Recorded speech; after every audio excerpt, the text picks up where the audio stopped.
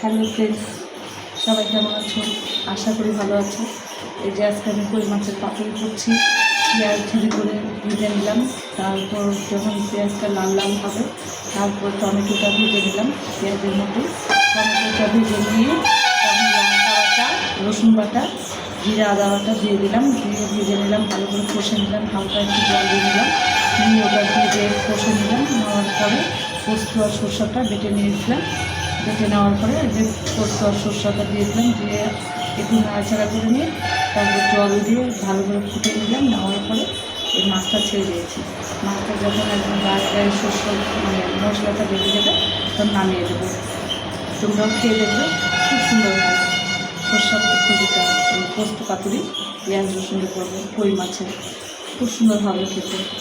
আর বেশি কিছু করবো না, লেবু কেটে নিয়েছি, তারপর লাল শাক ভাজবো রসুন দিয়ে, কালো জিরা দিয়ে লাল শাক ভাজবো। আর সকাল থেকে এই যে যা যা কাজ হয় ঝাড় ঝাঁটা দিলাম, বিছানা গোছালাম, ঘর বাড়ি মুছলাম, মুছার পরে এই যে পুরি নিয়ে এসেছিলো, পুরি খেলাম। খাওয়া দাওয়ার পরে রান্নাটা বসিয়েছি, তারপর চা খাওয়া হলো, খেয়ে দিয়ে রান্না করছি। তারপরে মাংস আছে, আমি তো মুরগির মাংস খাই না, ওই জন্য ছুঁয়ও না, ওই জন্য খাসির মাংস নিয়ে এসেছে, খাসির মাংস রান্না করছি। তো একটুকুই রান্না করবো আজকে, আর বেশি কিছু রান্না করবো না। অত রান্না করে কী হবে, আবার রাতে রান্না হবে, বেশি কিছু করবো না। এখন আবার কী বলবে, আলু টালু ভাজতে বলবে হয়তো, তারপর হয়তো না বলবে কাপড় ভাজবে একটু।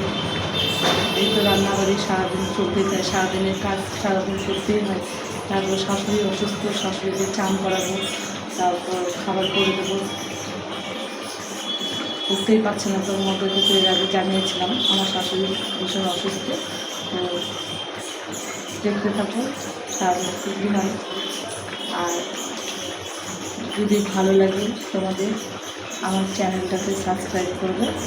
স্বপ্না নিউজ টাইম ইউটিউবে আছে, আর ফেসবুকে আছে স্বপ্না মহন্ত, আর ফেসবুক মানে পেজে আছে স্বপ্না মহন্ত, ঠিক আছে?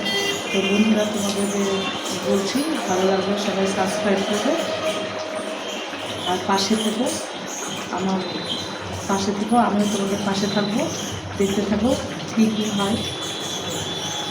তো চলো দেখো কীভাবে রান্না করছি, কীভাবে কী হয়। তারপর যখন নামাবে তরকারিটা একটু গরম মশলা দিয়ে নামিয়ে দেবে, খুব সুন্দর হয় খেতে। গোটা গোটা কই মাছ রান্না করছি, ছোটো মাছ খেতে চাই না, ওই জন্য গোটা নিয়ে এসেছে, কেটে নিয়ে এসেছে, আমি শুধু ধুয়ে নিলাম ভালো করে। আর মাছ যখন ধোবে তখন একটু লবণ দিয়ে ধোবে, দেখবেন মাছের আঁশটা গন্ধটাও চলে যাবে, লালপা যে মাছের থাকবে সেটাও চলে যাবে। সবাই ভালো থেকো, সুস্থ থেকো, আর চ্যানেলটাকে সাবস্ক্রাইব করে দেবো। আমি আমার পাশে তোমরা থেকো, তোমাদের পাশে আমিও থাকবো। নমস্কার, এখন এইটুকুই, চলো দেখতে থাকো।